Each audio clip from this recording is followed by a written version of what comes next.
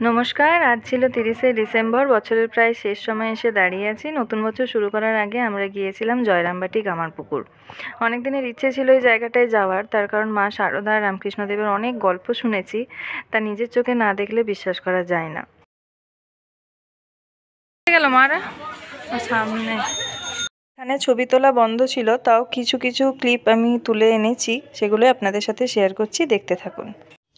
আপনারা ব্লগের শুরুতে যেটা দেখলেন যে গেটটা, সেটা ছিল এন্ট্রান্স, মানে ওখান থেকে ঢুকে তারপরে আপনার পুরো মন্দিরের সমস্ত কিছু শুরু। যেখানে খুশি আপনি জুতো রাখতে পারেন। আপনাদের ওই সাইডে মানে ডান দিকে গেলে আপনারা একটা আশ্রমের মতো পাবেন, সেখানে নিয়ে যাওয়া পরে। তার আগে আমরা এই রাস্তা দিয়ে হেঁটে চলেছিলাম ভেতর দিকে। এই হচ্ছে সেই মা শারদার পুরাতন বাড়ি। বললে হয়তো বিশ্বাস করবেন না, কিন্তু কি অপূর্ব সুন্দর দৃশ্য, আর ওখানে গেলে পুরো মন যেন শান্তি হয়ে যায়। চলুন এবার একটু ভেতরে ঢুকি। এই হচ্ছে মায়ের বাড়ির ভেতরে যাওয়ার রাস্তা। যেহেতু ছবি তোলা ভিডিও সমস্ত বন্ধ ছিল করা, তার জন্য আমি বিশেষ কিছু করে উঠতে পারিনি। তবে এর ভেতরে ছিল মায়ের বাড়ি, মায়ের রান্নাঘর আর মায়ের একটা ঘর। খুব সুন্দর করে সাজানো গোছানো ছিল। আর এখানে আমরা খাবারের লাইন দিয়েছিলাম সবাই মিলে। প্রচুর মানুষ খায় তো, তাই লাইন বেশ বড়। মা কাকিমারা কেউ দাঁড়াতে পারছিল না বলে অনেক সময় লাইনের মাঝখান থেকে তারা বসে পড়ছিল। সবাই একবার হাই করে দাও। রিমাদি, রিমাদি, এই মুট্টু। হ্যাঁ নিশ্চয়ই। কি খাওয়া দাওয়া হবে? নিরামিষ তো? খিচুড়ি প্রসাদ, মায়ের মহাপ্রসাদ। তো খাওয়া দাওয়া শেষ করে নিয়ে আমরা এরপর গিয়েছিলাম যেখানে, সেটা হচ্ছে সিংহবাহিনী মায়ের মন্দির। সবাই গেলে ওখানেই যায়, পাশাপাশি একটুখানি ডিস্টেন্স 5-7 মিনিটের। তো ওই মন্দিরটাও ভীষণ সুন্দর ছিল, আর ওই মন্দির থেকে আমরা কিছু পবিত্র মাটি নিয়ে এসেছি, কারণ ওখানের মাটি নাকি খুব পবিত্র, তো সবাই মাটি নিয়ে যাচ্ছিলো বলে আমরাও নিয়ে এসেছি।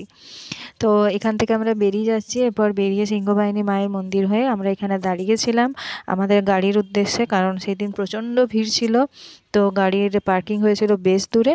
তো এরপর আমরা যাব নেক্সট কামারপুকুর। চলুন। তো আমরা এখন চলে এসেছি কামারপুকুরে।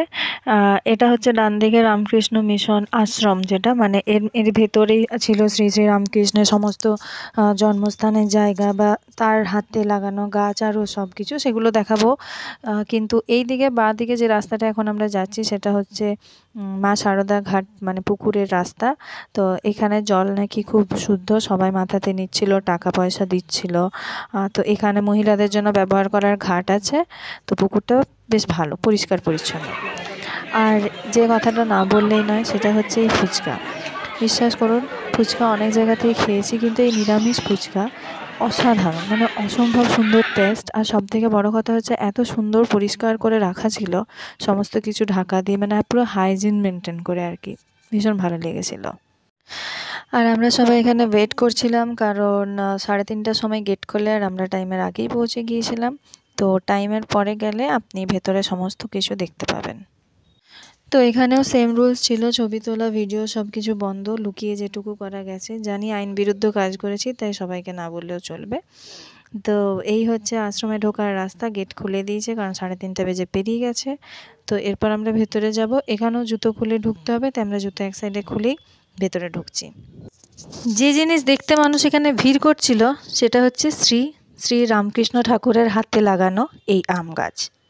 আজ থেকে প্রায় কয়েকশো বছর আগে এই গাছ উনি নিজের হাতে রোপণ করে দিয়ে গেছিলেন। সেই গাছ ধীরে ধীরে বেড়ে উঠেছে।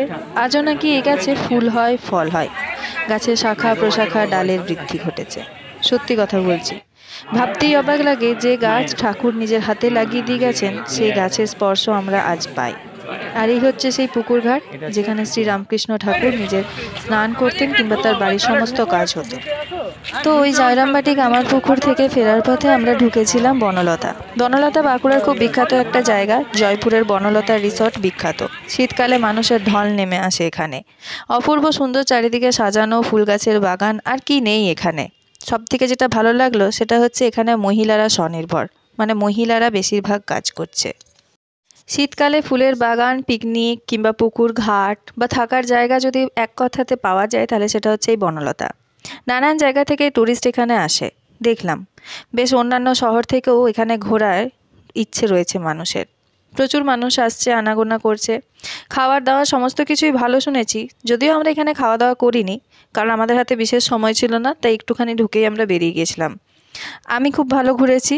আর আমরা এই 3টে পরিবার অনেক জায়গাতেই একসাথে এর আগেও গেছি, হয়তো পরেও আবার যাওয়া হবে। তবে এই ঘোরাটা সত্যিই খুব ভালো লেগেছে।